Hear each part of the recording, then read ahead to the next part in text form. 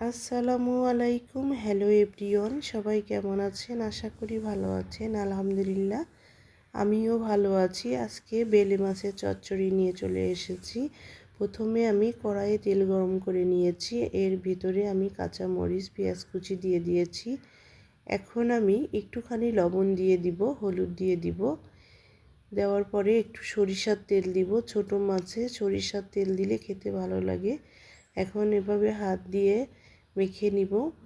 পেঁয়াজ মরিচগুলো মেখে নিয়েছি। এখন কিছুটা আলু কুচি দিয়ে দিব, টমেটো কুচিগুলো এর মধ্যে দিয়ে দিব, দিয়ে মাছগুলো আমি দিয়ে দিব, দিয়ে সুন্দরভাবে হাত দিয়ে মেখে দিয়েছি। এর ভিতরে সিমের বিচিগুলো দিয়ে দিব।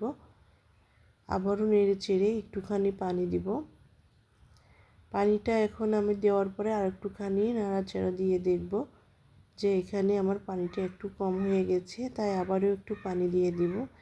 দিয়ে তরকারি না হওয়া পর্যন্ত আমি ঢেকে রাখবো। তরকারিটা হয়ে গেছে।